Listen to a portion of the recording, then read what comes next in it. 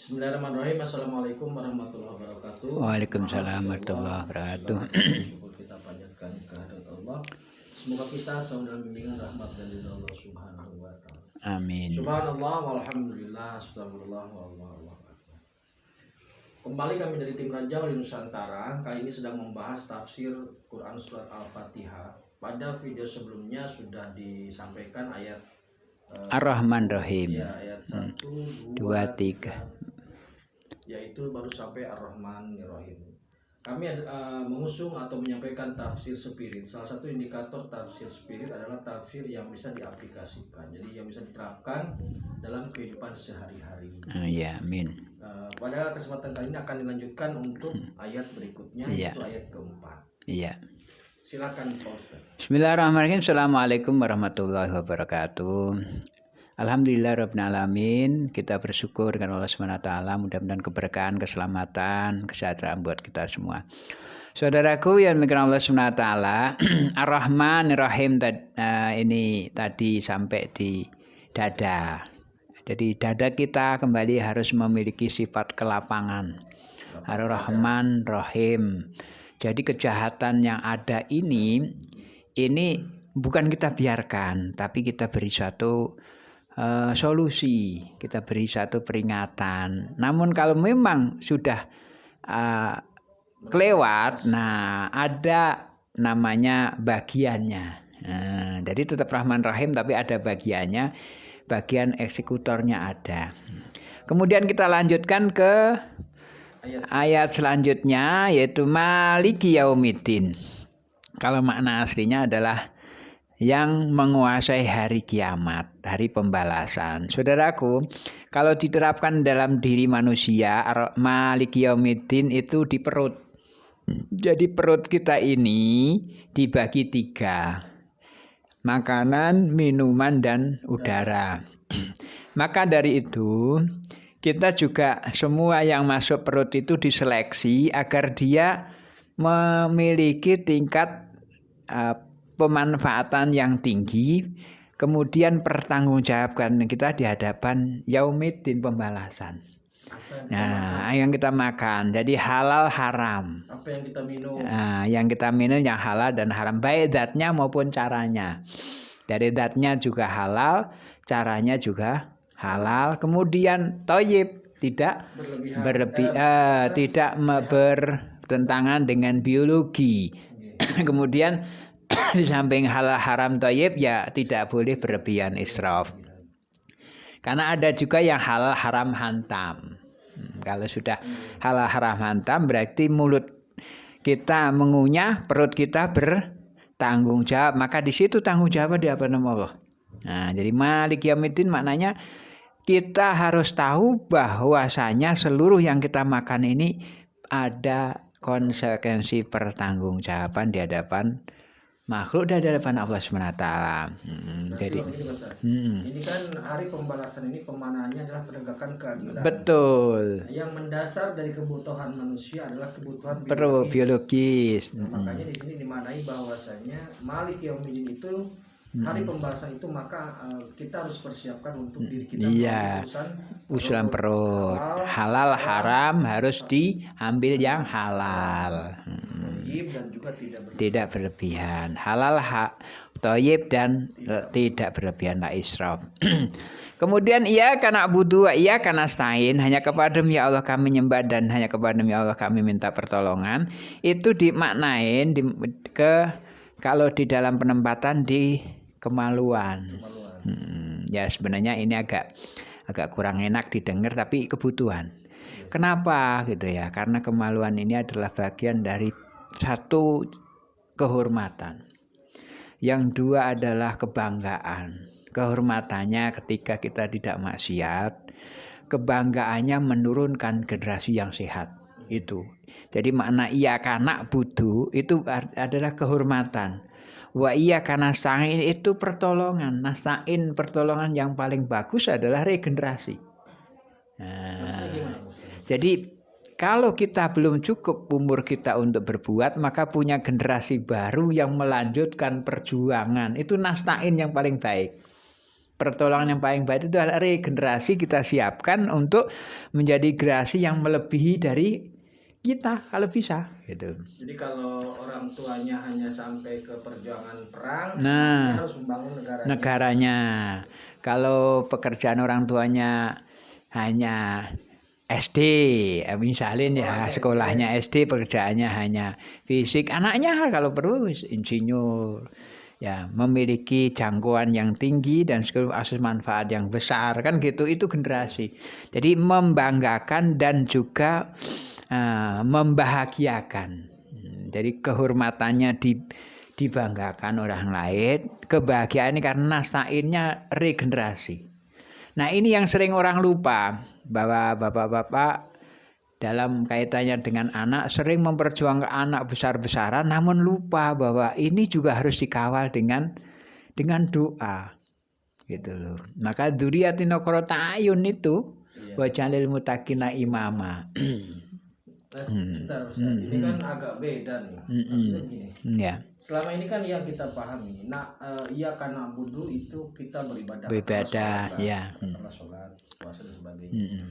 Wa iya karena stain itu memohon pertolongan kepada Allah. Iya, benar. Kan tafsir yang umum seperti itu. Iya, benar itu umumnya tapi begitu. Tapi di sini dimanai bahwasanya iya karena budu bentuknya kehormatan. Iya karena stain pertolongan regenerasi. Nah, jadi lewat alat kelamin kita ini, lewat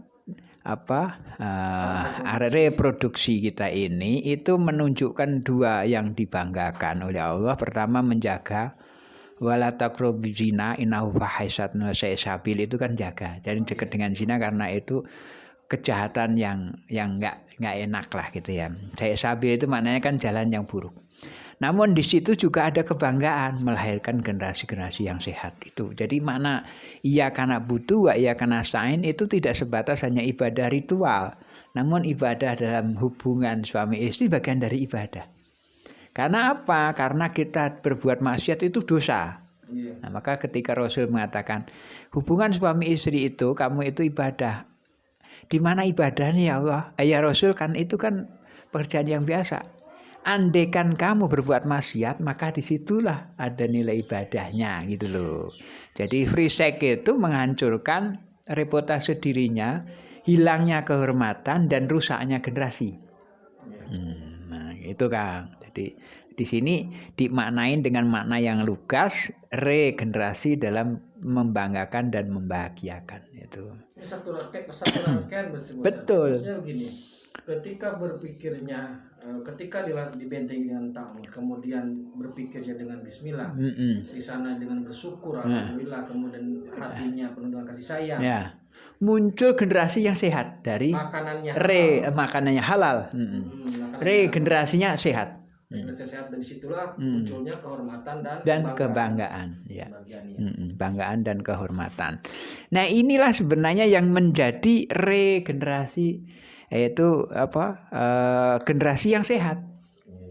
Makna sehat itu tidak hanya biologis ya, tapi sehat psikisnya, sehat kolbunya, hatinya, dan sehat fisiknya itu. Jadi raga rasa sukma itu nyata. Jadi sehat raganya, sehat rasanya, sehat spiritnya. Tapi kalau seandainya terganjal di perut, namanya masuk makanan yang haram, nah, efeknya ada nggak ke regenerasi itu nanti? Kalau sudah keganjal yang haram satu, ini dadanya juga nggak mungkin damai, mulutnya pasti berontak gitu ya, berpikirnya mesti negatif, jebol lah perbentengannya, generasinya juga lemah, pasti rusak. Jadi ini satu rangkaian. Kemudian ihdinas siratal mustaqim, ya Allah tunjukkanlah kami jalan lurus, itu maknanya adalah menempatkan ayat ini pada kaki. Posisinya di kaki. Posisi di kaki. Ihdina itu kan asal dari kata huda, petunjuk, jalan. Nah, ihdina itu petunjuk, asyiratal jalan mustaqim yang lurus. Makna ya jalan lurus itu jalan yang benar, yang jalan adalah kaki. Nah, saudaraku semua, sering kita ini kan melupakan perjuangan kaki. di mana-mana datang dihormati kepalanya. Iya. Nah, tapi Dicium kenapa? tangannya. Yang dicium tangannya, ya kakinya dilipet. Udah nggak pernah diopenin kakinya. Padahal gini, kalau dalam wudhu itu kita niat itu start awal, wajah identitas, tangan karya, nah, kemudian forecastnya berpikir dengan menyusap kepala, kaki ini fasilitas. Maka gunakan fasilitas yang kita miliki dengan sempurna dalam bentuk ihdinanya Allah, hudanya Allah itu. Punya ilmu, manfaatkan yang baik. Punya harta, manfaatkan yang punya waktu juga begitu. Termasuk regenerasi tadi. Itu adalah jalan yang terbaik itu ketika kita memiliki generasi yang sehat itu juga. Iya.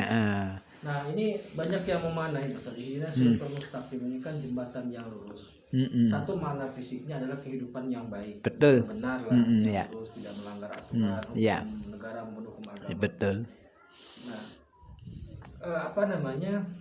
kalau dihubungkan ke kaki lebih aplikatifnya bagaimana maksudnya? Ya kaki ini kan fasilitas untuk jalan. Yeah. Nah jalan kemana aja. Bahkan nanti di hadapan Allah itu yang ditutup mulutnya. Yeah. Yang bicara tangan, kaki jadi saksi.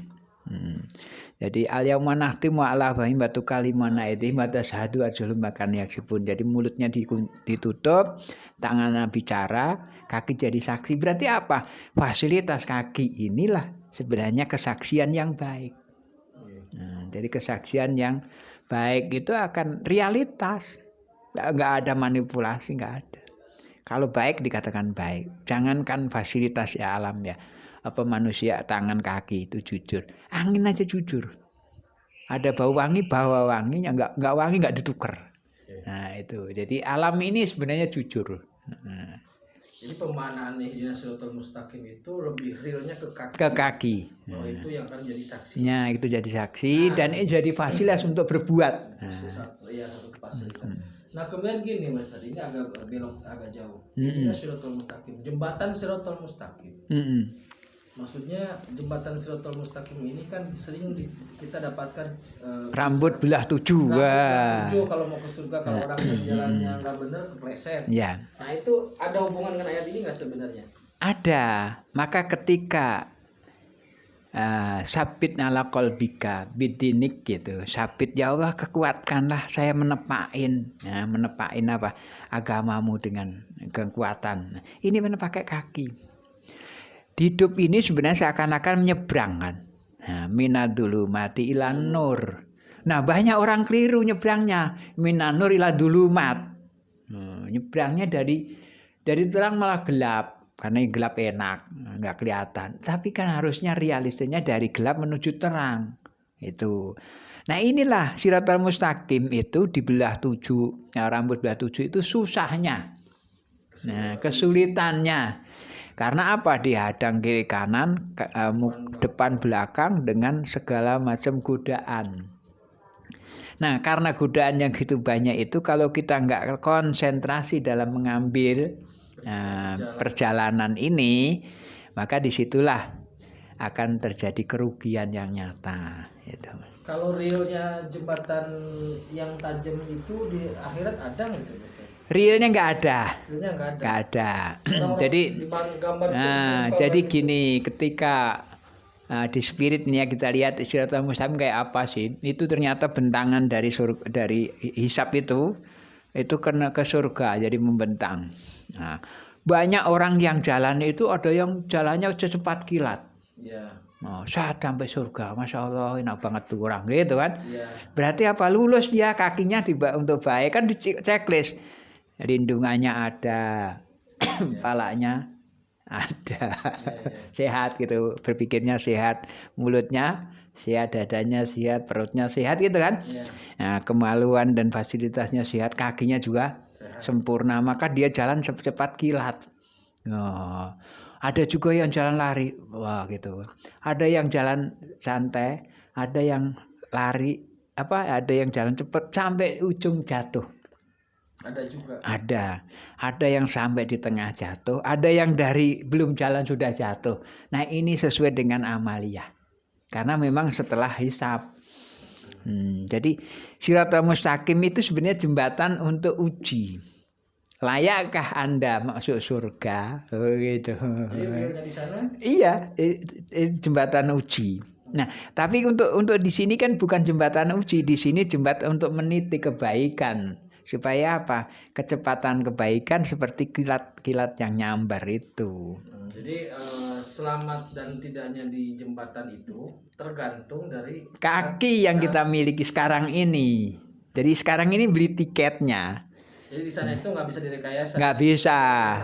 Sekarang. Ya sekarang. Maka ihdinas shiratal mustaqim di sini itulah kita benahin untuk tiket ke sana jadi lurus. Kalau di sini belok-belok sana ya nungsap. Nah gitu. Itu refleksi atau Refleksi. Iya, refleksi dari apa yang kita lakukan. Betul, refleksinya ke sana.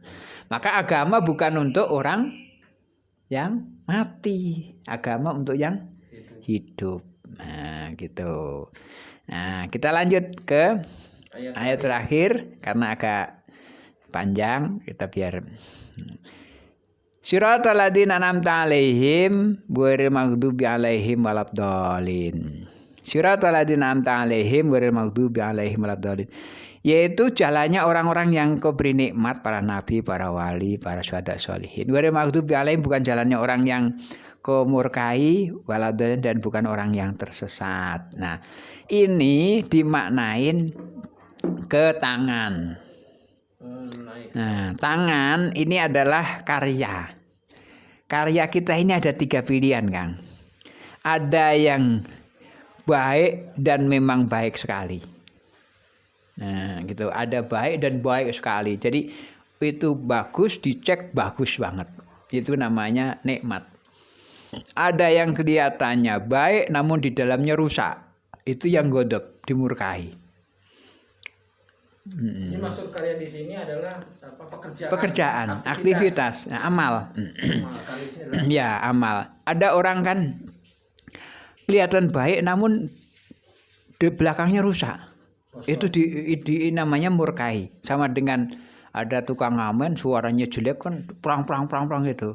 Cepet dikasih tapi biar kabur gitu loh. Udah cepet aja kan pergi gitu. Dikasih namun diumpat, dimurkai. Itu yang namanya dimurkai. Ada satu lagi kesesat, berarti memang dia jelek, kelihatan jelek dan super jelek. Itu.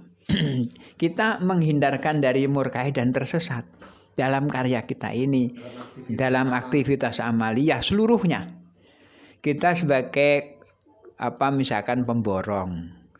Yang baik kan tetap harus sesuai dengan koridornya, sesuai dengan pesanannya, tidak dikurangi, tidak ditambahin. Ternyata ada pemborong yang di depannya baik, belakangnya rusak. Ada yang dari depan sama belakang rusak tinggal kabur itu.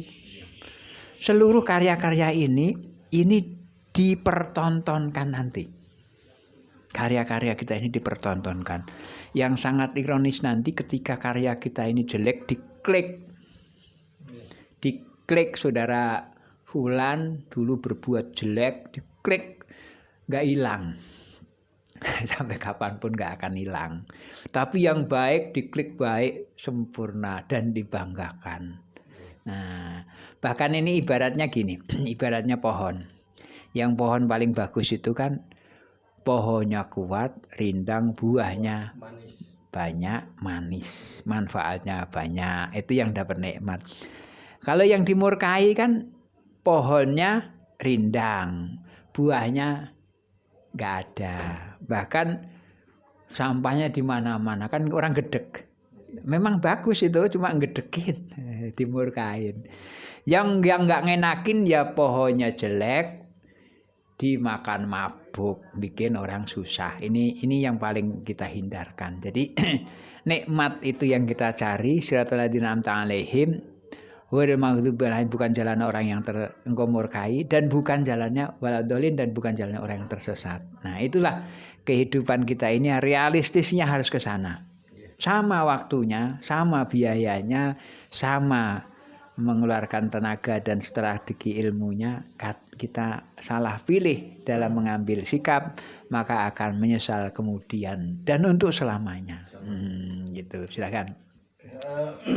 Jadi saya pikir cukup jelas ya saudaraku bahwasanya surat Al-Fatihah itu memberi gambaran umum terkait Betul. dengan aktivitas Ya. amaliyah kita. Jadi kita harus mulai menjaga dari mulai pikir, Ya. kemudian lisan, hati, perut, kemaluan sampai fasilitas kaki dan juga tangan. Iya. Sehingga semuanya diorientasikan untuk menjadi aktivitas yang lurus sehingga selamat ketika menjejaki siratal mustaqim. Ada lagi teman Ustaz? Cukup. Oke, terima kasih.